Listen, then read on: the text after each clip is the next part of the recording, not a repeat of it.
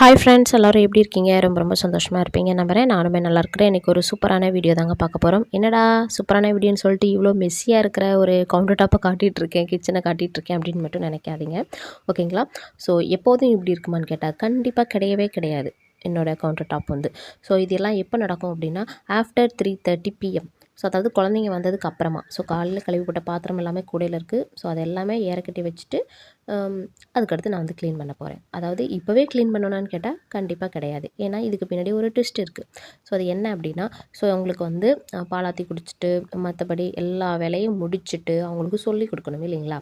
இதில் நின்றுக்கிட்டு இருந்தேன் அப்படின்னா அவங்களுக்கு சொல்லிக் கொடுக்க முடியாது. இப்போ வேறு ஆனுவல் எக்ஸாம் வேறு ஸ்டார்ட் ஆயிடுச்சு. அதனால் ஃபஸ்ட்டு அவங்களுக்கு வந்து பாலாத்தி கொடுத்துட்டு அது பால் ஆற்றில தான் அது கொட்டிச்சா, சரி விடு அதை பார்த்துக்கலாம் அப்படின்ட்டு அவங்களுக்கு ஆற்றி முடிச்சுட்டு அப்புறமா அவங்களுக்கு சொல்லி கொடுத்ததுக்கு அப்புறமா நைட்டு டின்னர்னு ஒன்று வரும், சாப்பாடு நேரம்ன்றது. ஓகே, அதையும் முடிச்சுட்டு தான் நான் வந்து க்ளீன் பண்ண போகிறேன். இன்றைக்கி என்ன சாப்பாடு அப்படின்னா மீதமான மாவில் கொஞ்சோண்டு கோதுமை மாவு போட்டு வெங்காயம் கேரட்டு போட்டு குட்டியான ஒரு மினி ஊத்தப்பம் மாதிரி தான் செஞ்சு கொடுக்க போகிறேன். ஏன்னா நம்ம மாவு புளிச்சிருச்சுன்ட்டு வந்து நம்ம வந்து தூர ஊற்றிட முடியாது இல்லைங்களா? அதனால் கொஞ்சம் அதுக்காக ரொம்ப புளிச்சிருச்சு அப்போல்லாம் நான் சொல்ல மாட்டேன். லைட்டாக தான். ஓகே, அதில் லைட்டாக கோதுமை மாவு போட்டு நம்ம வந்து கேரட்டு வெங்காயம் எல்லாம் தாளித்து ஊற்றி சுட்டு கொடுத்துட்டோம் அப்படின்னா சூப்பராக சாப்பிடுவாங்க. இந்த வேலை எல்லாமே பார்க்குறதுக்கு முன்னாடி, க்ளீனிங் வேலையை பார்க்குறதுக்கு முன்னாடி நானும் சாப்பிட்டுட்டு தான் என்னோடய வேலையை வந்து தொடங்குவேன். ஏன்னா சாப்பிட்டுட்டோன்னா நமக்கு கொஞ்சம் ரிலாக்ஸாக இருக்கும் இல்லைங்களா? இல்லைனா பசியோடையே வந்து எல்லாம் செஞ்சுக்கிட்டு இருக்கணும். அதனால் நல்லா சாப்பிட்டுட்டு ஓகே தண்ணி குடிச்சிட்டு அதுக்கடுத்து பார்த்திங்கன்னா என்னோடய வேலையை வந்து நான் ஸ்டார்ட் பண்ண ஆரம்பிச்சிடுவேன். முதல்ல கவுண்டர் டாப்பை ஒதுங்க வைக்கிறது. கவுண்டர் டாப்பில் இருக்கிறத எல்லாத்தையுமே எடுத்து மிச்சம் மீதி இருக்கிறது எல்லாமே வேறு பாத்திரத்தில் மாற்றிட்டு அப்படியே பார்த்திங்கன்னா எல்லாத்தையும் சிங்கில் கொண்டு போட்டுட்டோன்னு வச்சுக்கோங்க, அதுவே நமக்கு பாதி வேலையை முடிஞ்சிடும். அதுக்கப்புறம் அடுப்பெல்லாம் கீழே ஆஃப் பண்ணி வச்சுருவேன். சிலிண்டர் கீழே எல்லாம் ஆஃப் பண்ணிவிட்டு அதுக்கடுத்து தாங்க க்ளீன் பண்ண ஸ்டார்ட் ஆவேன். ஓகேங்களா? அதுக்கடுத்து பர்னர் எல்லாமே எடுத்து வச்சுட்டு அப்புறம் வந்து நம்ம ஜென்டிலாக தான் வந்து பாத்திரத்தை ஃபுல்லாக கழுவிடுவேன். கழுவிட்டு தான் நான் வந்து அடுப்பு எல்லாமே துடைப்பேன். அந்த மாதிரி நார்மல் ஸ்பாஞ்ச் இருக்கும் இல்லைங்களா, அதை வச்சு தான் ஃபஸ்ட்டு க்ளீன் பண்ணுறது. ஏன்னா நான் ரொம்ப அழுத்திலாம் நான் துடைக்க மாட்டேன். ஏன்னா நம்மளே வாரத்தில் 2 நாள் வந்து துடைக்கிறதுனால ரொம்பலாம் பெருசாலாம் அழுக்கு அந்த மாதிரிலாம் என்னோடய அடுப்பில் வந்து இருக்காது. அதனால் பார்த்திங்கன்னா நம்ம லைட்டாக சோப்பு வச்சு நல்லா துடைச்சி விட்டுட்டாலே நமக்கு எல்லாமே கையோடு வந்துடும். ஓகேங்களா? அதனால் இந்த மாதிரி நம்ம பண்ணிக்கிட்டோம் அப்படின்னா ரொம்பவே நல்லாயிருக்கும். அது மாதிரி ஸ்டீல் ஸ்க்ரப்பரை வந்து யூஸ் பண்ணலாம். எனக்கு வந்து இது கையில் கிடச்சிது அப்படின்றதுனால நான் வந்து இதை யூஸ் பண்ணிக்கிட்டேன்.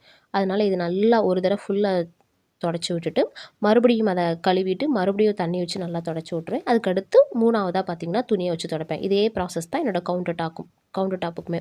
கவுண்டர் டாப்பை ஃபுல்லாக டஸ்ட் பண்ணி விட்ருவேன். ஏன்னா அடுப்பு பக்கத்தில் இருக்கிற ஷெல்ஃபு அப்புறம் வால் டைல்ஸு, முக்கியமாக வால் டைல்ஸ் அதிலே எல்லாமே நம்ம தாளிக்கும் போது எல்லாமே படும் இல்லைங்களா? அதை எல்லாமே எடுத்து வச்சுட்டு நல்லா தொடச்சி விட்றோம். இந்த மாதிரி நம்ம அடிக்கடி க்ளீன் பண்ணுறதால நமக்கு வந்து இந்த கண்ணுக்கே தெரியாத சின்ன சின்ன பூச்சி எல்லாமே நம்ம கவுண்டர் டாப்பை சுற்றி வரும் இல்லைங்களா? அந்த எண்ணெய் பிசுப்புக்கு அதுவும் நமக்கு வந்து இருக்காது. ஓகேங்களா? அதனால் வாரத்தில் 2 தடவை இந்த மாதிரி கவுண்டர் டாப்பை நல்லா க்ளீன் பண்ணிக்கிட்டே இருந்தீங்கன்னா உங்கள் கிச்சன் வந்து ரொம்ப சூப்பராக இருக்கும். நமக்கு இந்த பூச்சி வண்டு தொல்லை எதுவுமே இருக்காது. இப்போ பார்த்தீங்கன்னா நல்லாவே தொடச்சி விட்டுட்டேன். லாஸ்ட்டாக பார்த்திங்கன்னா ஒரு துணியை வச்சு துணியை வச்சு நல்லா முக்கி வந்து தொடச்சிட்டோன்னா ரொம்ப நீட்டாக இருக்குங்க நம்மளோட கவுண்டர் டாப் ஏரியா. அதனால் இந்த மாதிரிலாம் நீங்கள் பண்ணுவீங்களா அப்படின்றத மறக்காமல் சொல்லுங்கள். ஒரு 20 நிமிஷம் தாங்க ஆகும், ரொம்பலாம் நமக்கு எடுக்காது. கிச்சன் வந்து கவுண்டர் டாப் அடுப்பு எல்லாமே க்ளீன் பண்ணுறதுக்கு கரெக்ட். அப்புறம் பார்த்திங்கன்னா ஒரு முக்கியமான விஷயம், இதை ஏன் நம்ம சாப்பிட்டதுக்கப்புறம் க்ளீன் பண்ணுறோம் அப்படின்னா சாப்பிட்டதுக்கப்புறம் க்ளீன் பண்ண ஆரம்பித்தோம் அப்படின்னா அதுவே நமக்கு ஒரு கொஞ்சம் எக்ஸசைஸ் மாதிரி இருக்கும். அதனால் சாப்பிட்டுட்டு கொஞ்சம் வேலை பார்த்த மாதிரியே ஆச்சு. அப்புறம் நம்ம தூங்க போகும்போதும் நல்லா நிம்மதியாக தூங்கலாம். நம்மளோட ட்ரீமே பார்த்திங்கன்னா, அதாவது ட்ரீம்னு சொல்ல முடியாது, ஒரு பெரிய ஆசை அப்படின்னா அப்பாட நம்ம இந்த கிச்சனை இவ்வளோ அழகாக நீட்டாக தொடச்சி வச்சுருக்கோம் அப்படின்ட்டு அதை பார்த்துட்டு ஒரு பெரும் மூச்சு விடுவோம் பாருங்கள். சுத்தமாக இருக்குல்ல, காலைல ஒரு டென்ஷனும் இருக்காது. சீக்கிரமாகவும் தூங்கலாம், நிம்மதியாக தூங்கலாம். காலையில் எந்த ஒரு ஹரிபரியும் இல்லாமல் சீக்கிரமாகவும் எழுந்திரிச்சு நம்மளோட அடுத்த நாள் வேலையை கடன்னு பார்க்கலாம் இல்லைங்களா?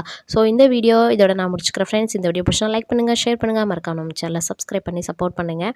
மீண்டும் மற்றொரு வீடியோ நான் சந்திக்கிறேன். அது வரைக்கும் take care, tata, bye friends. சந்தோஷமாக இருங்க எல்லாருமே.